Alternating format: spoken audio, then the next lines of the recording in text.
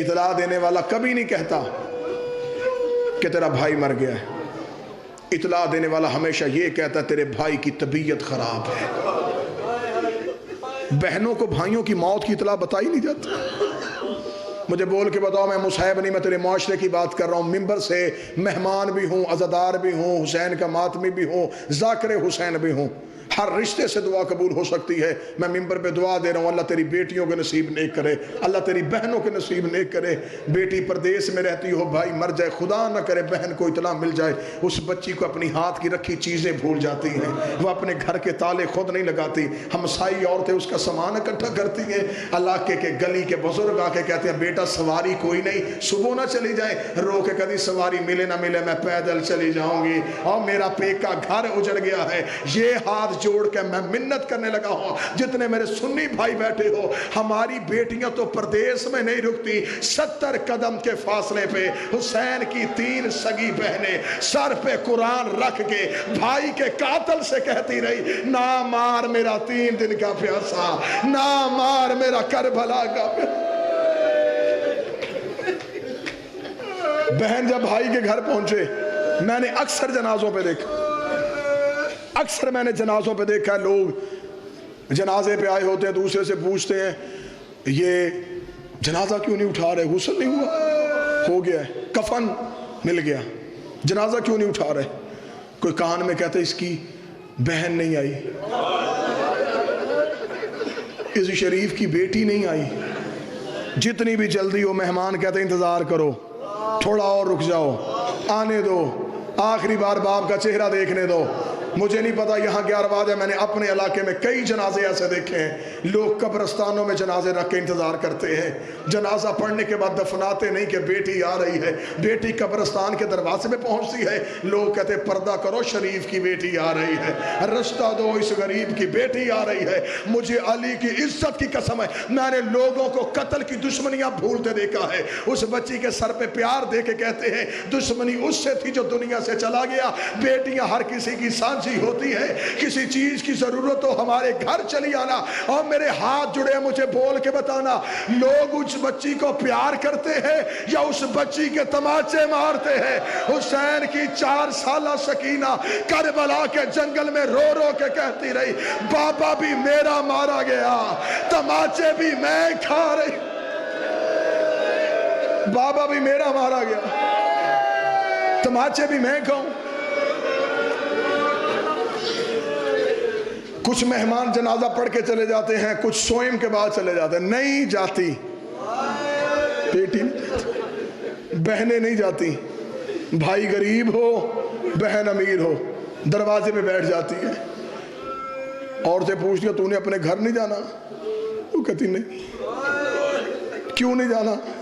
وہ رو کے کہتی ابھی تو میرے بھائی کا چہلم بھی نہیں ہوا، ابھی تو میرے بھائی کا 40واں بھی نہیں ہوا، میرے گھر کا خیال رکھنا، میں نے 40 دن بھائی کے گھر بیٹھنا ہے۔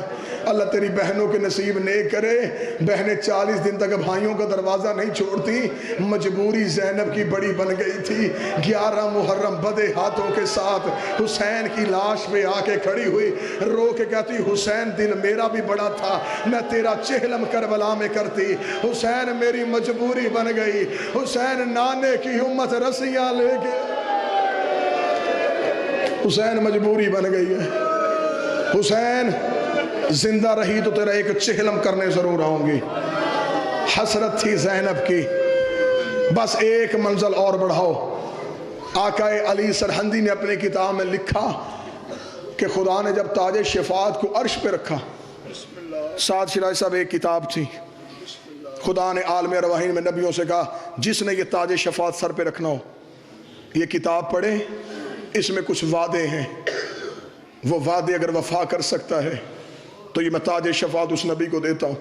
آقا علی سرہندی کہتے ہیں آدم آیا، آدم نے پہلا ورق پڑھا، آدم نے کتاب بند کر دی، روتا ہوا آدم عرش چھوڑ کے چلا گیا۔ نوح آیا، ایک ورق دیکھا، نوح چلا گیا، ہر نبی آتا گیا، کتاب پڑھتا گیا، روتا گیا۔ ایوب واحد نبی تھا جس نے اس کتاب کے ورق پڑھتا رہا، روتا رہا، ورق پڑھتا رہا، روتا رہا۔ آنسو کسی کا ورثہ نہیں ہے، یہ آنسو میراث ہے زینب کی، یہ آنسو تیرے پاس امانت ہے زہرا کے رومال کی۔ کوشش کرنا۔ ایوب نبی ایک ایک ورق پڑھتا گیا، روتا گیا، ایک ایسے ورق پہ ایوب نبی کی نظر پڑی، ایوب نے کتاب بند کر کے کہا تو جان تیرا تاج شفاعت جانے، مجھ تک بات ہوتی میں برداشت کر لیتا، اگلے تو غیرت کے مسئلے آگے تو غیرتوں کے وعدے۔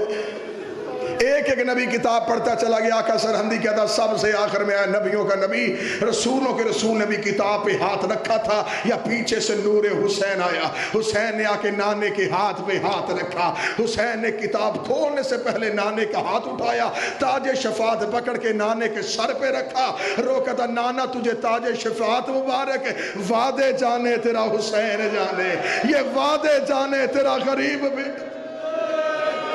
نانا تو تاج شفاعت سنبھال، وعدے تیرا حسین پورا کرے گا۔ 5 سال عمر تھی سیدہ زینب کی اور 7 سال عمر تھی کربلا کے غریب کی۔ کتاب لکھتی ہے کہ جناب سیدہ نے رو رو کے حویلی میں تلاش کیا، مجھے میرا حسین نظر نہیں آ رہا۔ رسول مدینے کی گلیوں میں حسین کو ڈھونڈتے گئے، مدینے کے باہر ایک پتھر پہ بیٹھ کے زہرا کا غریب رو رہا تھا۔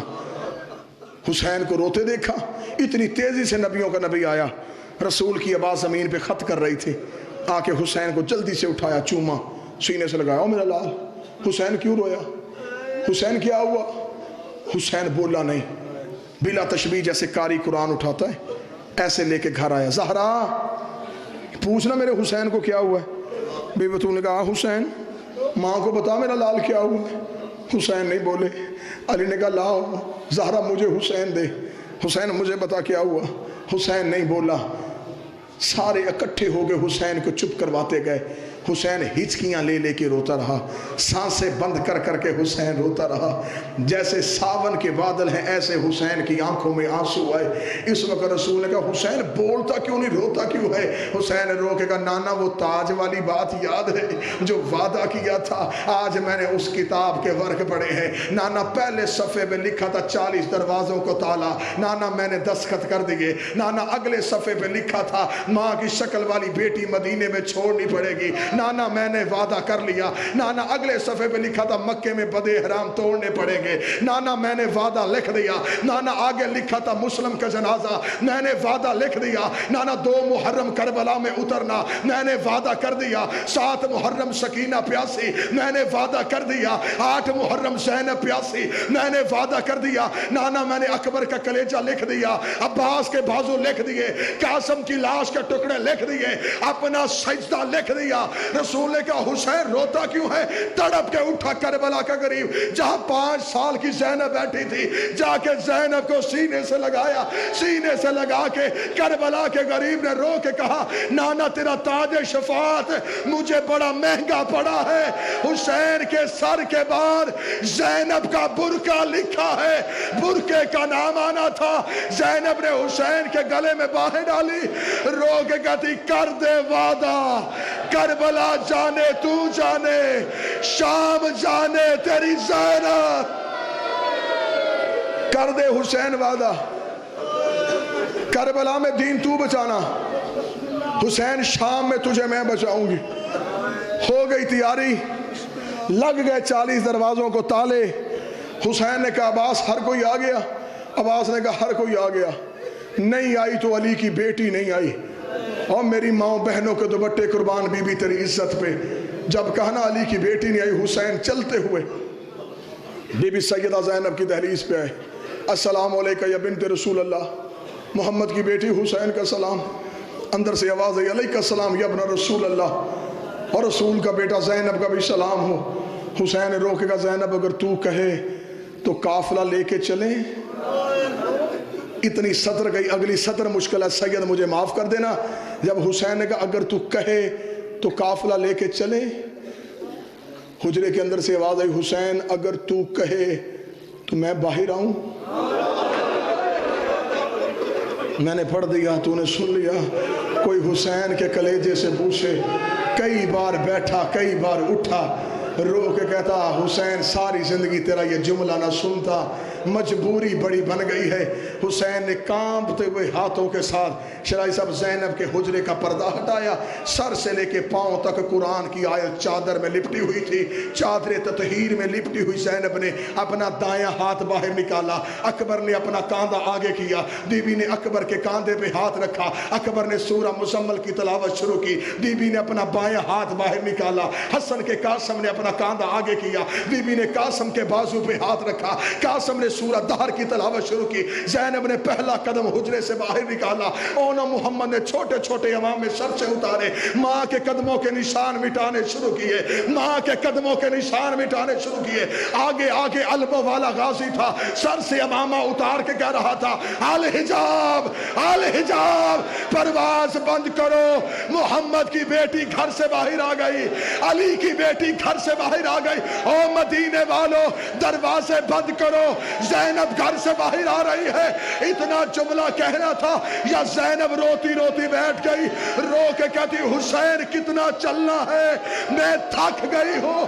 جب کہنا میں تھک گئی ہوں، حسین رو کا ابھی تھک گئی، 72 بازار، 144 گلیاں، 288 موڑ، شرابیوں کے دربار، پتھروں کی بارش، رو کے کہتی میں نہیں تھکی، بتا کہاں جانا۔